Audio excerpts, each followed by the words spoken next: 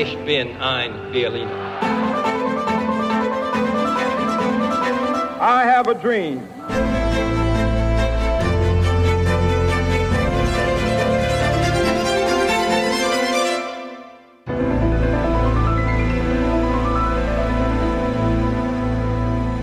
Olá, bem-vindos a mais um episódio de A História Repete-se, com Henrique Monteiro. Olá, Henrique.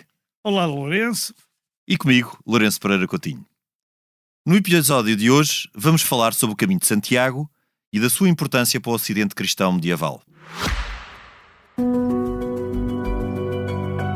Este podcast tem o patrocínio de Germano de Sousa, o Laboratório de Portugal. Como foi que nasceu o culto a Santiago? Ou Santiago Maior, apóstolo de Jesus Cristo, na localidade galega de Santiago de Compostela. Tudo começou ao redor do ano de 814, quando um ermita, de nome Pelágio, afirmou ter visto uma estrela sobre um bosque localizado no Campo das Estrelas, termo que depois derivou em Compostela. Este Campo das Estrelas era próximo de Iria Flávia, hoje município de Padrón. Intrigado, o ermita aproximou-se e descobriu uma urna de mármore que identificou como sendo o túmulo do apóstolo Santiago. O ermita, seguido de alguns entusiastas, comunicou então a descoberta a Teodomiro, bispo de Iria Flávia. Depois de jejuar durante 3 dias, o bispo fez-se a caminho ao encontro da urna, examinou-a e declarou que, de facto, aquela guardaria os restos mortais do apóstolo.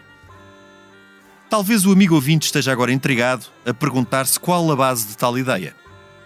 À época, corria pelos incipientes reinos cristãos do norte peninsular uma tradição oral que afirmava que o apóstolo Santiago tinha pregado em Iria Flávia. Depois, teria regressado a Jerusalém, onde, aqui facto consensual, foi decapitado em 44 d.C. Então, os seus discípulos depositaram os seus restos mortais numa embarcação, rumando até à Galiza, onde o terão sepultado no local do Campo das Estrelas. Numa época em que o incipiente reino das Astúrias, já então com capital em Oviedo, lutava pela sobrevivência, a notícia que o território acolhia o túmulo de um apóstolo tornou-se de importância transcendente. O bispo de Iria Flávia informou de imediato o rei das Astúrias, Afonso II, informando de tão sensacional descoberta. Este deslocou-se ao local e depois mandou ali construir uma capela. A partir de então, o culto a Santiago espalhou-se rapidamente pelo norte peninsular. Os peregrinos começaram a afluir em número cada vez maior, pelo que, em meados do século X, o rei Afonso III, rei que foi o primeiro a deslocar a capital do reino cristão do Ocidente peninsular para a cidade de Leão, mandou ampliar a capela, tornando-a numa igreja imponente para os padrões da época. Entretanto, Compostela ascendera a bispado e, graças a doações e tributos, tornara-se um local cobiçado. Em 968, foi saqueada pelos vikings e, no final do século, foi arrasada pelo célebre Almansor. Este ordenou, então, que os sinos da igreja fossem transportados para Córdoba por escravos cristãos. Ao gesto não terá sido alheio o facto de Santiago ser o patrono do exército leonês. Rezava a crença e a lenda que, em 844, Santiago aparecera num cavalo branco na Batalha de Claverro, onde ajudara Ramiro I das Astúrias a resistir aos muçulmanos. Assim, o apóstolo Santiago Maior passou a Santiago Matamoros, epíteto que contribuiu para que o califado não o olhasse com particular simpatia. Em 1075, quase 80 anos após a igreja ter sido arrasada, iniciou-se a construção da Catedral de Santiago de Compostela. Esta foi consagrada em 1128, na presença do imperador Afonso VII, o tal que era primo de Dom Afonso Henriques. O Caminho de Santiago atingiu então o auge. Muitos peregrinos vinham da Europa transpirenaica, o que contribuiu para o intercâmbio cultural, sendo que Santiago de Compostela manteve uma relação muito próxima com a Abadia de Cluny, e para o desenvolvimento dos locais que estavam na rota do caminho francês. Por exemplo, várias cidades da inóspita Castela devem o seu desenvolvimento inicial ao facto de serem locais de passagem para Santiago. Em paralelo, o caminho português, mais curto e menos internacional, manteve a sua importância. Entre outros, os condes Dona Teresa e Dom Henrique peregrinaram a Santiago. assim como depois o fez a Rainha Santa Isabel, mulher de Dom Dinis. Apesar de já consagrada, a versão final da catedral medieval só ficou completa em 1211, depois de concluído o notável trabalho de Mestre Mateu, autor da cripta e do Pórtico da Glória. A partir do século XVI, a importância do Caminho de Santiago começou gradualmente a diminuir, fundamentalmente devido ao início dos conflitos políticos entre Espanha e França e também dos movimentos protestantes. Porém, tal diminuição não atingiu o culto de Santiago, que manteve-se como patrono dos exércitos leoneses e castelhanos e também do exército português até o interregno de 1383-85 e, igualmente, patrono da Ordem de Cavalaria de Santiago da Espada. Esta desempenhou papel fundamental durante a Reconquista e, depois, a pertença à mesma foi símbolo de estatuto social durante a Idade Moderna e até ao fim do Antigo Regime. Em finais do século XVI, o arcebispo de Santiago viu-se obrigado a esconder as relíquias do santo, isto pela iminência do ataque à Galiza dos corsários de Francis Drake. Durante séculos, a localização da urna de Santiago permaneceu um mistério. Apesar dos importantes acrescentos do tempo barroco, que transformaram a catedral e a tornaram próxima da versão que hoje conhecemos, o caminho a Santiago ficou por séculos quase vazio. Tal alterou-se a partir de 1879, quando uma equipa de peritos descobriu restos mortais que identificaram como sendo Santiago e dos seus discípulos Atanásio e Teodoro. A descoberta deu início a um processo canónico, que terminou em 1884, quando o Papa Leão XIII declarou que os restos encontrados pertenciam mesmo a Santiago e aos seus discípulos. Este foi o ponto de partida para o reavivar de uma tradição que remonta ao século IX e que ganhou um novo impulso na segunda metade do século XX, em particular a partir de 1993, ano de jubileu, com a recuperação dos antigos caminhos medievais. O fenómeno de Santiago de Compostela nunca será consensual. Para os crentes, o apóstolo Santiago Maior pregou mesmo na península e os restos mortais que estão na urna de prata que se encontra debaixo da catedral são os seus. Para os céticos, a urna guarda restos mortais de outro qualquer personagem antigo. Argumentam que não é possível provar que Santiago tenha pregado na península e que os restos mortais que se encontram dentro da urna de prata serão de um personagem decapitado entre os séculos IV e V, época em que a localidade do Campo das Estrelas tinha alguma importância. Para além de polémicas, certo é que o Caminho de Santiago é uma experiência impactante e inesquecível, tal como tive a oportunidade de comprovar há poucos dias. Passemos então à conversa. Henrique, tenho curiosidade de saber se já fizeste o Caminho de Santiago e também do que achas desta tradição medieval. Olha, eu estive em Santiago de Compostela, na Catedral de Santiago de Compostela, no princípio de abril, acompanhado, aliás, da mulher e de duas netas minhas, e, portanto, fiz o caminho, mas foi de carro, a última vez. E não é tão difícil. Não é assim tão difícil, é um caminho interessante, da casa onde eu tenho lá na beira, vai-se a Vila Real, Chaves, depois entra-se ali para Oviedo, vira-se diretamente para Santiago. Passámos por motivos pessoais ainda por uma terra chamada Melide, que é a penúltima estação do Caminho do Norte de Santiago. Sim. Antes disso fica Lugo, portanto Melide fica mesmo entre Lugo, que é uma cidade. Lugo é uma cidade bastante importante. Uma cidade importante da Galiza, e Santiago, portanto fica ali ao meio, e depois fomos a Santiago e tivemos lá a ver justamente uma excelente exposição que está lá agora, não sei se viste, sobre o Mestre Mateu. Exatamente, vi sim, que senhora. está lá agora, essa exposição, e que é uma exposição fundamental. Sobre o que eu penso que o velho Jacobus, ou Iago, que deu Santiago e que foi apóstolo de Jesus, no caso de ter sido, porque nada disto se sabe ao certo, teria muita dificuldade em vir pregar para o norte da Península Ibérica, porque ele morreu muito novo.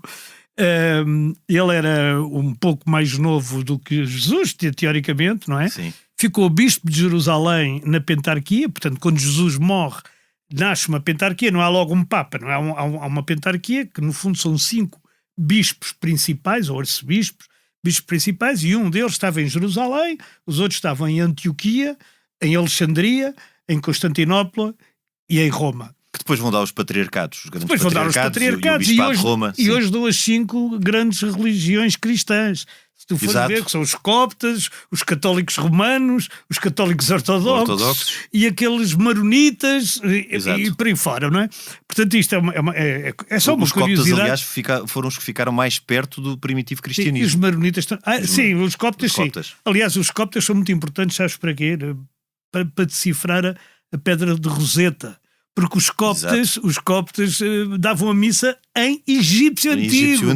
Exatamente. Mesmo já no século XIX, quando foi encontrada a pedra por um soldado de Napoleão. Champollion. Chamava-se ele, não é? Champollion. E tu é que és desses séculos. Tu és mais antigo. Eu sou mais antigo. E, portanto, eu acho que era muito difícil aquilo serem as ossadas de Santiago Maior, como se chama. Ou do Santiago Matamoros. Aliás, os portugueses também gritavam por Santiago e diziam uma frase antiga: vamos a eles como Santiago aos Mouros, que é uma frase que ficou na língua portuguesa. Aliás, isso não sei se ainda se pode dizer. E só se altera com sim, hoje não é. mas esse Santiago como padroeiro do nosso exército só se altera no tempo de Aljubarrota, quando os castelhanos gritavam por Santiago e nós passamos a gritar por São Jorge. Exato. Mas em todo caso, São Jorge era o padroeiro, foi o padroeiro de Lisboa, porque foram os ingleses que conquistaram Lisboa, basicamente. Agora, a Catedral de Santiago, a gente pode vê-la por várias formas de ver. Não é? Uma delas é pela arquitetura. Isso é magnífico. Sim. É magnífico. O Portal da Glória, aquele Mestre Mateu era magnífico. Mestre Mateu era extraordinário. Outra é pelo misticismo. Quer dizer, depois aí cada um tem a sua posição. Por exemplo, eu sinto muito mais a ver qualquer coisa que eu não sei explicar o que é, porque também não acredito, mas enfim, digo que há qualquer coisa em Lourdes ou em Fátima do que em Santiago. O que há em Santiago é um peso enorme da tradição, que é bonita de se ver, não é? Os peregrinos que chegam e que beijam a estátua do santo. Hoje em dia já não se pode fazer isso por causa do Covid. Por causa do Covid agora deixou... Mas houve muita coisa que se deixou de poder fazer que era bom de fazer. Exatamente. Eu fiquei com pena de não poder fazer. Portanto, a própria cidade de Santiago, que era Campos Campo das Estrelas, a própria cidade de Santiago, que é uma cidade bonita na parte antiga, no casco velho. Sim. É uma cidade bastante bonita. E não é só medieval, também tem elementos barrocos e tem tudo, elementos... tem tudo, mas é bonita, é harmoniosa. É muito harmoniosa. É muito harmoniosa, as ruas são muito simpáticas, come-se bem, tem esplanadas ótimas, aquilo tem várias vantagens. Quer dizer, por exemplo, ir nisso ela é muito melhor que Fátima. Ir a Santiago. Só, eu não estou aqui a tentar fazer uma comparação, mas sim, é só para dizer.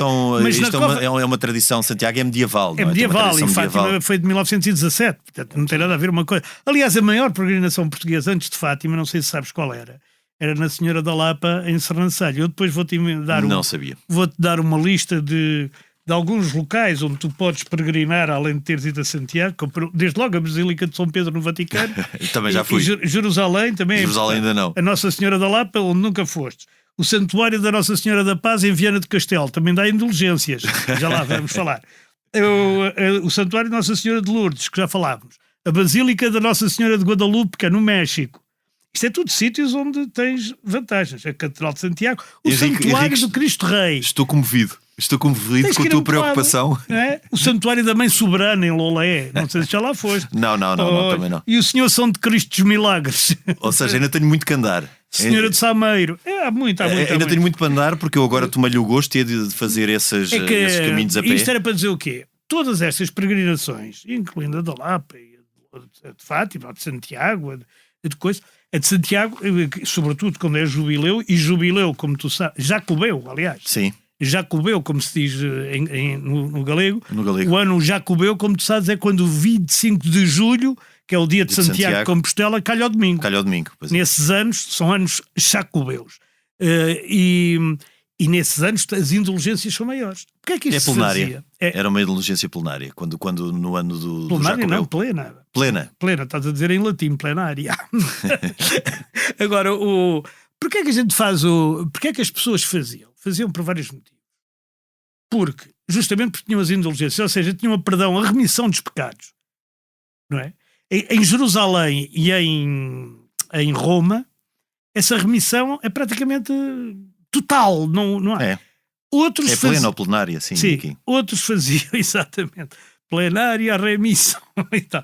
Outros faziam-no porque eram condenados a ir, eram condenados entre aspas, quer dizer, porque confessando os pecados ao padre ou ao bispo da sua zona. A penitência era... A penitência é ir, por exemplo, a Santiago, ou era ir a Roma, ou era ir a Jerusalém. Henrique, e sabes por falares em penitência, eu com alguma imaginação, que também não é difícil, durante aqueles dias em que caminhei, foram 124 quilómetros, e eu não fui num grupo, foi só a Madalena e eu, fomos os dois. E não levavas um táxi, como um peregrino que eu encontrei em Santiago. Não. Não, Foi levava mais o táxi próximo... para levar as mochilas e depois encontrava-se com o taxista. Não, mas isso as mochilas, eles têm um serviço para levar, porque as mochilas são praticamente, há umas que são possíveis de levar, há outras que é completamente impraticável. Mas durante aquele tempo, há muito tempo de silêncio, o caminho é muito bonito. E levaste um cajado com uma vieira? Pensei nisso, levei a vieira, mas não levei o cajado. Para a próxima levo o cajado. Isso aí é irregular, acho. É irregular. Não dá direito ao certificado. Não, isso dá Pelo menos ao certificado. Remissão de 4 ou 5 pecados menores só. Mas não dá certificado medieval. Não, mas o caminho é muito bonito, tanto por zonas de bosque como por zonas mais abertas, mas o caminho está feito de forma a que haja pouco tempo para se estar na estrada e muito tempo para se estar em contacto com a natureza. E por ali há momentos de silêncio e momentos que se vêem poucas pessoas, e podes quase sentir-te com um bocadinho de imaginação como um peregrino medieval. Só que um peregrino medieval, eu pus-me por várias vezes a pensar como é que seria se eu vivesse de facto na Idade Média. Ou seja, se eu vivesse na Idade Média, não estaria aqui com esta tranquilidade, estaria sempre a ver, para já não viria quase sozinho, porque estaria sempre a ver quando é que me saltariam ao caminho. Salteadores, não é? Lobos, ursos, lobos e também outros seres humanos. Sim, que são os piores. Que são os piores, que estariam ali à espera, pacientemente, de poderem aliviar-me das minhas moedas e de tudo isso. Ou seja, o peregrino tinha que ir ou com letras, não é? Com poucas moedas para depois ir pelo caminho levantando mais, ou então vivia de esmolas. Da possibilidade de tempos a tempos. Em boa parte, os peregrinos, tanto da Rota do Norte como da Rota de Portugal, como sabes, iam quase sem nada. É por isso, por exemplo, que ficaram tradições que nunca se recusam um copo de água, nunca, não é? A tradição até da hospitalidade. A tradição da hospitalidade vem muito dos peregrinos. E curiosamente, eu hoje fui à Wikipédia ver o que é que eles diziam de Santiago. Eles dizem que peregrino vem de peregrana, ou seja, pelos campos. É completamente falso. Peregrino vem de uma palavra grega que passa para o latim como peregrino e quer dizer de terra estranha. Porquê? Porque os peregrinos eram todos de terras estranhas, não é? Portanto, no fundo, estrangeiro. Estrangeiro, sim, no fundo, estrangeiro. Embora eu não queira dizer estrangeiro no sentido de hoje, mas que é o peregrinar já não tem, já tem um sentido. Peregrinar depois é aquilo, é porque é que se faz, porque é que se vai para terras estranhas, não é? Porque, como tu sabes, tirando pessoas que iam resolver problemas políticos ou isso, as pessoas deslocavam-se imenso na Idade Média. Faziam caminhadas incríveis e eram quase todas elas de peregrinação ou de proto-peregrinação. Eram para ir ver determinadas relíquias, tesouros, sei lá o quê. E por isso as igrejas digladiavam-se, como também sabes, por ter relíquias. Claro, não é? Que era um motivo de atração. Em Colónia estavam lá os restos mortais dos Reis Magos, que é uma coisa que chega a ser ridícula. Está. Quer dizer, se quiseres lá ir rezar, podes. Quer dizer, estão lá, aquilo é a Catedral dos Reis Magos. E depois, aqui em Lisboa também temos algumas relíquias, não é? Claro, era um polo de atração. Exato, era o polo turístico de atração.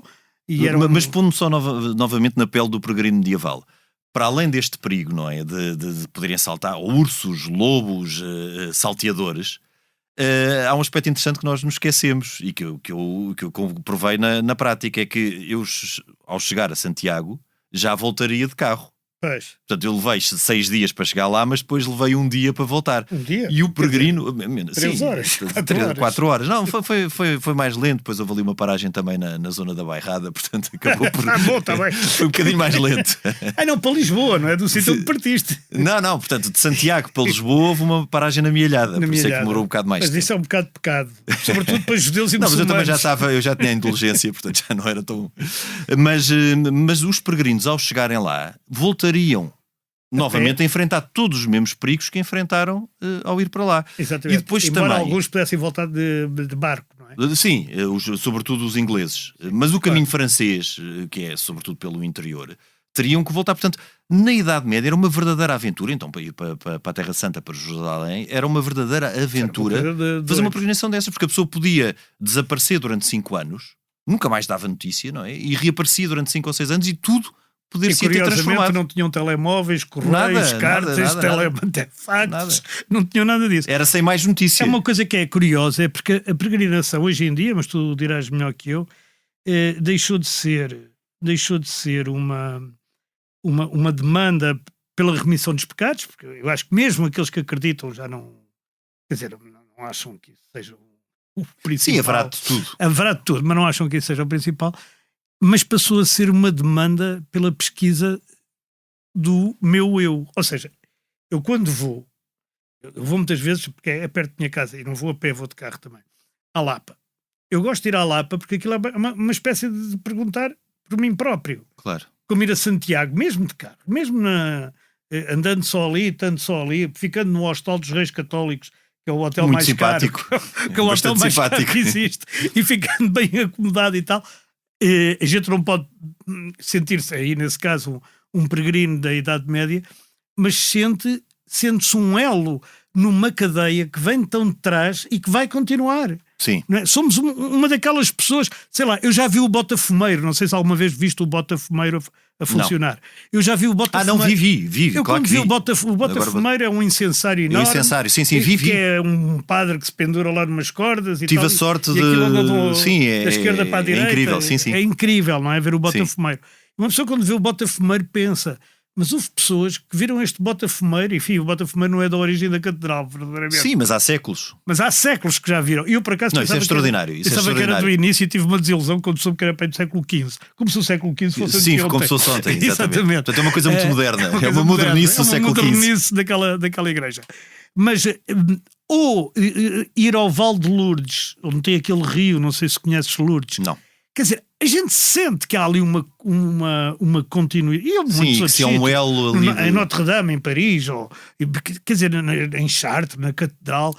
Tu só tocares a uma pedra de uma catedral, em que vês lá uma marca do pedreiro que a fez e tocas, é uma sensação incrível. Eu digo-te, eu também como historiador, toda essa questão e todo este processo de Santiago ter ido pregar para a Galiza, ter voltado e depois ter sido lá enterrado, também obviamente que suscita interrogações, mas para mim aqueles 120, depois de 124 km a pé, com 6 dias, que é uma coisa pequena face à extensão do que eram as peregrinações noutros tempos, mas mesmo aqueles 6 dias, andar 124 km a pé e chegar à Catedral de Santiago de Compostela, ao interior da Catedral, é comovente. Pois é, claro, emocionante. É emocionante. Eu fiquei emocionado. E digo-te mais, eu fiquei com uma ligação para a vida a Santiago. E aquilo é como, digamos, como um combate de ti contra tu próprio. Todos nós o temos. Sim. Sabes que eu era muito amigo de uma pessoa que era excepcional, era padre excepcional, o padre Joaquim Carreira das Neves, que era um dos grandes biblistas do mundo e tal. Sim. E ele dizia sempre isso, quando a gente discutia, então Santiago foi ou não foi, Jesus, não sei o quê e tal.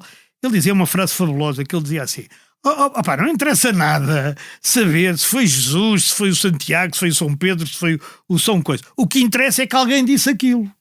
Pois. O que interessa é que alguém fez aquilo. O que interessa é que alguém acreditou naquilo. Quer dizer, a gente pode estar a discutir se o túmulo de Santiago, ou se a Nossa Senhora apareceu aos pastorinhos, ou se não sei o que e tal. Mas, mais importante do que isso, para a história das mentalidades e para a história que se faz depois concreta, é que alguém achou que sim.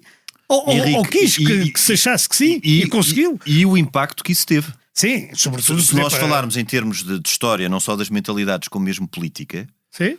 O impacto que a existência de Santiago de Compostela teve, não só até na própria mentalização dos nossos exércitos, como em toda a estruturação, do território de Castela, com todas estas cidades. A europeização da península. E também... Porque foi em nome também de Santiago. As trocas culturais. E que expulsaram os muçulmanos. Exato. E que a Europa ficou a Europa. Porque foi na verdade, foi sobretudo uma ideologia, se tu quiseres, entre aspas, uma crença. Há uma coisa muito engraçada, que é contada, eu já não me lembro por quem, mas já me impressão que li isso num livro de Humberto Eco, mas não tenho a certeza, mas como verdade, não era como lenda. É que na Batalha de Poitiers, que é em 732. Não, é mais. Poitiers, 732, é Carlos Martel ainda. Mas quer dizer, o Tariq desembarcou em que ano? 711. 711. Sim, é poucos anos depois. E quando ele vai para a marca... É poucos anos depois. É capaz de ser 732, mas enfim, é no século VIII, isso eu tinha a certeza. É muito longe. O Carlos Martel, o Charles Martel, que é o avô do Carlos Magno, exato, derrota os muçulmanos, ou os mouros, como se dizia na altura. Portanto, estanca ali na marca hispânica. Digamos, estanca ali a continuação deles pela Europa. E nesse dia, num diário que existe, não sei, provavelmente no arquivo espanhol, há um frade em Sevilha, que tinha sido discípulo do Santo Isidro, que diz: que dia glorioso para os europeus. E é a primeira vez, praticamente, das primeiras vezes, que o termo europeus, como uma coisa de unidade de pessoas diferentes e de súbditos, de reis diferentes, com esta confusão toda que ainda hoje é a Europa, terá sido usado. Isto é extraordinário. Isso é extraordinário. Eu não fazia ideia porque na altura para mim era o Ocidente cristão e não haveria sequer o termo europeu no século VIII. Pois, mas isso é extraordinário. Mas visto existiu. E existiu como sinónimo do Ocidente cristão, não é? Exato. Sinónimo do Ocidente cristão. Sim. Ainda não tinha havido cisma nenhum, portanto isto ia daqui até sim. Só os coptas é que estavam afastados, mas por outros motivos. Mas esses não eram. Os coptas afastaram-se em 411. Foi logo no início. Foi logo no início. E era sobre o facto da divindade e personalidade de Jesus. Aquelas coisas que foram ao redor de Niceia, que se discutiu naqueles concílios. Mas, enfim, o que é mais importante, de facto, é a gente pensar. A nossa civilização foi construída, como todas as civilizações, com mitos. E, portanto, com base nestas... E não é estranho que a gente tenha alguns, e tenha coisas que nunca existiram. Não é estranho que a gente tenha uma catedral tão importante, tão bonita, tão extraordinária e tão impactante como a Catedral de Santiago de Compostela. Sim. Num sítio onde Santiago nunca esteve. Quer dizer, não interessa para nada. Como, aliás, Fátima, para além depois das considerações religiosas, aliás, Fátima foi por estes dias e é sempre uma enchente, não é? Todos os anos. E para o ano vai ser maior porque vem cá o Papa, em princípio. Sim. Mas é extraordinário como, podendo aquilo ter sido tudo inventado, como argumentaram os republicanos na altura, e até alguns jornais e isso tudo, podendo nunca ter aparecido a Nossa Senhora, podendo os pastorinhos terem sido manipulados por não sei o quê. O certo é que se criou ali um centro em que uma pessoa vai ao sítio onde é Fátima e sente que há ali qualquer coisa. Claro. E essa qualquer coisa é que é bonita e que a gente não sabe explicar o que é. Claro. E que não tem que ser Nossa Senhora, porque eu pessoalmente nem acredito nisso. Mas... Porque há aqui de facto várias dimensões, como tu disseste. Há uma questão de história das mentalidades e até de impacto na história social e política. Depois há uma dimensão espiritual em que se pode, dentro dessa dimensão espiritual, acreditar ou mesmo não acreditando, sentir qualquer coisa. Portanto, estes fenómenos são muito complexos, não é? São muito mais complexos do que se dizer sim ou não. E de facto em Santiago deu para pensar numa série de coisas, para além de uma parte pessoal e para além de toda esta parte também de me tentar pôr na pele do tal peregrino medieval, o que é impossível, não é? Porque eu chegava ao fim e tinha todo o conforto, ou pelo menos algo que seria absolutamente confortável. Foste para o Hostal dos Reis Católicos também? Não, fui lá ver o Na Copa. Mas não fiquei lá hospedado. É muito simpático, sobretudo aquela esplanada depois. Sim, e tomei lá uma refeição ligeira, assim, uma coisa... Sim, isso também é simpático. Também foi. Tem hambúrgueres. Pois tem. Mas para além de tudo isso, deu-me também para refletir e pensar, porque quem tem curiosidade por estes temas históricos, como sabes, a minha época não é a medieval, mas fiquei muito interessado e intrigado até pela própria relação no tempo medieval e pré-Portugal entre Portugal e a Galiza. Porque nós, quando andamos por aí, tu conheces bem a zona, quando andamos pela Galiza, de facto sentimos que é a mesma coisa. Então se caminha como estar no Entre Douro e Minho. Sabes que houve uma coisa que me fez bastante, que para mim foi um impacto, causou bastante diferença, é que todas as igrejas tinham ao lado, ou seja, sem estar morado, sepulturas e uma espécie de cemitérios. Isso cá não existe, como sabemos, porque Costa Cabral, em 1846, proibiu os enterros nas igrejas, o que gerou depois a Maria da Fonte. Mas é muito interessante, e vendo também o que é a perspectiva galega sobre esta relação com o norte de Portugal. O tempo em que na Galécia, tanto em Roma como depois no reino suevo da Galécia, que tinha capital em Braga, exatamente, e que depois o reino da Galiza, de um filho deste Afonso III, portanto estamos a falar no ano 900 e tal, antes do Garcia, Ordonho II, sim. Porque depois o Garcia houve várias, porque o que é interessante... Houve 3 Garcias seguidos, acho.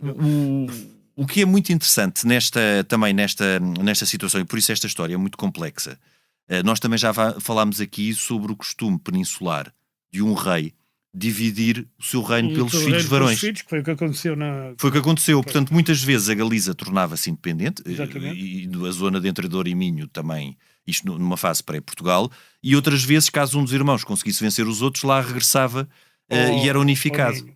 A grande vantagem, no caso português, o que foi fundamental para a nossa unidade, é que nós, os nossos reis, em lugar de seguirem este costume peninsular de divisão pelos filhos, seguiram o costume franco dos reis francos de associar o mais velho à governação. Que no caso, por exemplo, do Afonso Henriques não tinha grande problema, porque só tinha um filho herdeiro, que foi o Dom Sancho, mas no caso de Dom Sancho já tinha mais. O infante Dom Fernando depois foi conde da Flandres, porque não houve uma divisão cá. Há uma coisa que é curiosa. Primeiro, os galegos consideram-nos praticamente galegos. Os do norte de Portugal. E aliás, a língua, quando lês, então quando lês é a mesma coisa. Tirando o X... O X também é fácil de dizer, é chunta. Chunta, dizer junta é chunta, mas tirando esse X que para nós podem ser um bocado estranhos, o verbo pôr também é estranho, não é? Porque punhamos, eles dizem punhemos, vamos ponher. Quer dizer, é uma coisa que fica assim em português. Há ali várias... E depois há uma coisa, o galego não tem uma norma ortográfica unificada. Se tu leres a Voz da Galiza e o Faro de Vigo, consegues, sobre as mesmas notícias, com as mesmas palavras, vê-las grafadas de forma diferente. Porque depois, no fundo, é uma compilação tradições... Eles dizem que aquilo é galaico ao português, que é a origem da língua. E se calhar está mais próximo até do português medieval, do que se falava no medieval. A gente não sabe. Se calhar está. Agora, os galegos têm umas características que os outros espanhóis brincam com eles. Que são duas, por exemplo. Se estiver num patamar numa escada, tu nunca sabes se ele vai a subir ou a descer a escada. Ou, quando lhe fazes uma pergunta, ele responde com outra. Isso é o dom da ambiguidade. É o dom da ambiguidade. Isso dá jeito para a política. Então, Franco. Onde é que ele era? Ora bem. Quer dizer, mas Franco era o homem dos silêncios. O que é curioso é que se tu leres Aquilino ou Camilo, tu encontras este tipo de manhoso no Minho e na Beira Alta. E em Trás-os-Montes também. Aliás, o Torga também fala disso. Sim. Que era transmontano. Mas porque no norte de Portugal também há este tipo, entre aspas, não quero ofender ninguém, sobretudo nem ofender-me a mim, mas quer dizer, que é de manhosice galega, ou se quiseres galaico ou portuguesa, que é muito interessante. Quer dizer, não é uma desconfiança, porque eles são relativamente abertos e hospitaleiros. Sim. E gostam de... Mas que é o tentar nunca confrontar o outro. Pois. Mesmo isso é quase a oriental. Pois pode ser, mas também pode ter outra origem. É que a Galiza e Portugal e a Braga e aqueles domínios ali entre Douro e Minho e Trás-os-Montes, o norte, a Diocese de Lamego, sim, também. O norte da Beira Alta, tiveram sob a alçada da Igreja Católica Apostólica Romana, sempre. Sim. Enquanto o resto da península estava na heresia ariana. Exato, com os visigodos, sim. Aquilo que se chamou heresia ariana. Portanto, exato. Os cultos não eram rigorosamente o mesmo. E é por isso que a religião, no Minho, sobretudo, e na Galiza e tal, é muito diferente da religião cá em baixo. Exato. É muito mais animada, é muito mais teórica, e metem-se arcadas e ouro. E de facto o reino suevo permaneceu como uma unidade durante bastante tempo. Só depois é que acaba por se diluir no Visigodo, mas com capital em Braga, de facto. Em Braga. Não se dilui no Visigodo.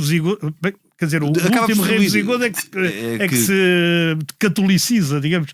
Catoliciza, exato. Não. Sim, catoliciza, fica com o obediente a Roma. Obediente a Roma, sim. E o que é mais... O que eu acho mais curioso é que mesmo hoje em dia nós andamos na Galiza E apesar de 8 séculos em unidades políticas diferentes, Uhum. o que tem, obviamente, uma série de implicações, olha, inclusive implicações de legislação que se aplicou no Entre Douro e Minho que não se aplicou na Nunca se Galiza. aplicou na Galiza, claro. Apesar desses 8 séculos de diferença, há um património comum ainda muito forte. E tu sentes Imenso. ali, de facto, eu não estou a dizer, nós cá em Lisboa não sentimos tanto, como é óbvio. Mas no Entre Douro e Minho, um minhoto sente-o muito mais e a afinidade, então, de paisagística e de costumes e as pessoas, tudo aquilo é muito parecido. Ou seja, o que foi separado pela política e por um rio... Não, é parecidíssimo. Não tem... Olha, deixa-me só dar-te um exemplo que é pessoal. Eu sou casado com uma mulher que é meia galega. Que a minha sogra era de Lugo, justamente. Era de Lugo e depois viveu em Pontevedra. E o meu pai, que é lá do Norte também, não é? Que era nascido em Viseu. És quase galego, portanto. Olhava para a minha sogra, e a minha sogra casou-se depois com Algarvio. E o meu pai dizia-lhe assim: ouve lá, como é que tu foste casar com um berber? Porque isto dá a concepção, mesmo em pessoas eruditas e tal, que há uma diferença entre eles e os outros mais a Isto sul. no século XX. No século XX e XXI já. Sim, mas terão-se casado no século XX. Sim, pá, suponho. mais ou menos. No milénio passado. No digamos. milénio passado. Exatamente. Agora, mas isto é curioso, não é? Porque, de facto, a nossa diferença para os galegos é muito pouca. E aquela que é por influência, de facto, dos castelhanos ou dos espanhóis, se quiseres. Claro, Por exemplo, fala-se muito mais alto nos restaurantes deles do que nos nossos. claro. Que é uma E coisa isso é a influência claramente espanhola. castelhana. Castelhana. Mas mesmo com essa influência castelhana, que obviamente acabou por diluir a cultura galega, eles mantêm Proibiu, o E Franco proibiu, sim, durante anos. sim. Sendo o Franco um galego. Sim, Sendo mas foi Franco um galego. reprimida, ninguém não se podia falar galego, não se podia escrever em galego, e o galego era uma coisa lá de Campónios. Pois, o que é estranhíssimo para um galego, um próprio galego fazer isso. Mas, Já se viu pior. mas apesar de toda essa força centrífuga de Castela, que Castela teve sobre todas as regiões espanholas, é interessante como nós hoje em dia vamos à Galiza e esse legado cultural permaneceu. E essa afinidade com Portugal permanece, e tu vês uma língua que é uma língua muito parecida, e até Exatamente. para quem vai numa de tentar regressar a tempos medievais, pelo menos nem que seja por umas horas, tu olhas para aquele galego falado hoje e tu pensas, muito provavelmente isto é muito semelhante ao galaico ao português dos séculos XIII. Deve ter sido, é mais aberto. Sim, é mais deve ter aberto. sido. Inclusive é o caminho com o til em cima do N, como tu vias na nossa antiga No português grafia. antigo, sim. Portanto, há ali uma série de semelhanças que são interessantes e que mostras aquilo que tu podes sentir e não podes explicar. É o mesmo quando se chega a Santiago, que é uma afinidade e um sentimento de pertença que eu, quando regressei do caminho de Santiago, pensei logo em voltar. Ficaste Eu meio quero galego. voltar. Ficaste Fiquei meio- meio galego e fiquei santiaguista. Muito bem. Eu acho que Santiago, aliás, que é a capital, não sendo uma província, é a capital da Galiza. Santiago de Compostela é a capital da Galiza. Mas não é uma província, porque a Galiza só tem 4 províncias, que é Pontevedra, Corunha, Lugo e Lugo. Ourense. Exato. Exato. E tem essa característica que não tem uma grande cidade que se sobreponha às demais, não Bem, é? a Porque tem- Corunha mesmo assim Corunha é uma- e Pontevedra são maiores do que Lugo e Ourense. Pontevedra também é eu gostei muito de É Pontevedra. uma cidade grande. Aliás, E com curiosamente, deixa-me dimensão só cultural. dar-te este dado geográfico, ou demográfico, quero dizer. Tu tens Lisboa e Porto. Imagina que a Galiza fazia parte de Portugal. Tu tens Lisboa e Porto. E depois tens Braga, Uhum. não é? Que é a terceira maior cidade portuguesa de longe. Mas antes de Braga ainda tinhas 2 cidades galegas e a seguir a Braga logo 2 cidades galegas. Pois. Porque só depois é que vinha outra cidade portuguesa. Quer dizer, é engraçado, porque a Galiza mesmo assim conseguiu fazer urbes e centros urbanos que não são assim tão destruídos pela gentrificação, como agora se diz, muito Sim. mais do que em Portugal, sendo praticamente uma continuação geográfica separada ali pelo Rio Minho, que não é nada, não é? Sim, como o Douro era uma fronteira, não é? Sim, Portanto, ou como o Tejo era uma sim, fronteira. o Tejo Portanto, era não uma seria por aí. fronteira. Pois, podíamos ser 3 países ou 4. Sim. É verdade. Henrique, Muito bem. ficávamos por aqui. A sugestão que eu vos posso fazer hoje não é nenhum livro, façam o caminho de Santiago. Por que motivo, seja a pé, seja de bicicleta, seja a cavalo, como também se pode fazer. Até de carro. Vão à Sim, catedral. de carro eu acho que não. Eu tenho uma teoria que é: se Nosso Senhor quisesse que a gente andasse a pé, não nos tinha deixado de inventar o automóvel, não é? Porque isso parece-me óbvio. Portanto, Mas não tens direito ao teu certificado ainda para ter certificado, ou vais a cavalo, ou vais de bicicleta, ou vais não, a mas pé. eu quando fizer o carro ainda não quando está. fizer o caminho de Santiago, faço o caminho de França. Que acho Eu que também esse gostava de fazer. Esse é que é. Agora lá, aquela coisa, tu foste quê? De Valença até... Fui de Valença até lá. Olha, isso é e sabes, isso é uma e agora coisa por estares a falar nisso, só para finalizar, foi uma grande lição de humildade, porque no dia em que eu chego a Santiago, estou lá todo contente com o meu certificado, parecia um miúdo, não é? Ali com os carimbos todos, porque tem que ser carimbando pelo caminho. Lá fui tendo os carimbos todos e depois lá tenho um certificado que parece assim quase um pergaminho medieval, Sim, com o sim. meu nome em latim. Estava lá todo contente de ter feito os 124 km, porque acima dos 100 km tem-se o certificado. E depois ao lado está um espanhol de Almeria, com quem começamos a meter conversa, e depois eu pergunto, então, mas tu vieste de onde? Ele, vim desde Oviedo. Portanto, ele foi de Oviedo, atravessou aquelas montanhas todas, chegou a Santiago e fez 300 e tal Os quilómetros. picos da Europa, não é? São os Não é picos da Europa. Portanto, ele fez os picos da Europa, que se chamam 300 e tal picos da Europa por causa do caminho de Santiago, porque Se chama- aquilo é muito alto. Aquilo- Mas é uma barreira ali, onde é Cangas de Onís, onde começou a reconquista, não é? Exato. Tal. E onde para lá de lá Covadonga. estavas... Exatamente. Por lá de Estavas cá, protegido exato. no reino asturiano, mas portanto ele veio de lá e fez os picos da Europa e fez 300 e tal quilómetros. Portanto há sempre quem caminhe mais. Mas há quem venha de Biarritz e São João de Luz. Eu conheço pessoas que vêm mesmo de França. Acho que o princípio foi em Le Puy, o bispo de Le Puy Pois. que vinha dessa Exatamente. região e portanto também foi uma epopeia Há de ser naquele tempo. fantástico. Bom, É um desafio que fica para ti, que da próxima vez não vais de carro, mas sim a pé ou a cavalo. talvez. Bom, nós ficamos então por aqui. Henrique, até para a semana. Até para a semana. Este programa tem o apoio de Germano de Sousa, o Laboratório de Portugal. A gravação e sonoplastia esteve a cargo de João Luís Amorim. Nós voltamos na próxima semana, noutro tempo e noutro espaço.